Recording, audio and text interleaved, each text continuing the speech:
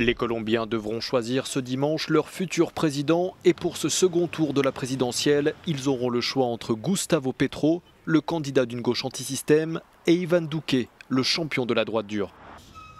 Iván Duque est le dauphin du controversé ancien président Álvaro Uribe, dont le mandat hante encore cette femme. Son frère a été exécuté par l'armée en 2008, puis déguisé en guérilleros des FARC pour augmenter les statistiques.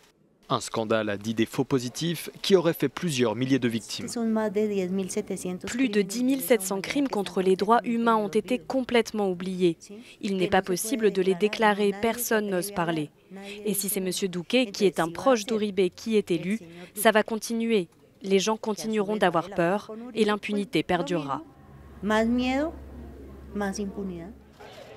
Face à Iván Duque, Gustavo Petro, le premier candidat de gauche à parvenir aussi loin dans une présidentielle en Colombie. L'ancien maire de Bogota, qui a réussi à séduire la jeunesse avec sa proposition d'une éducation supérieure gratuite et ouverte aux plus pauvres, est accusé par ses détracteurs de vouloir transformer la Colombie en Venezuela.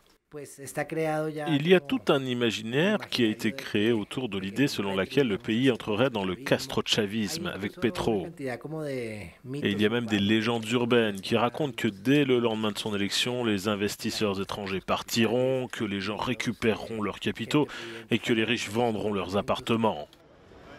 Iván Duque ou Gustavo Petro, le choix est entre les mains des Colombiens. L'accord de paix de La Havane avec les FARC est de nouveau mis à rude épreuve dans les urnes. Gustavo Petro estime qu'il doit être maintenu tel qu'il a été signé à Cuba. Iván Duque, en revanche, projette de le modifier pour que les anciens guérilleros condamnés pour crimes contre l'humanité ne puissent pas siéger au Parlement. Héctor Estepa, desde Bogotá, para Euronews.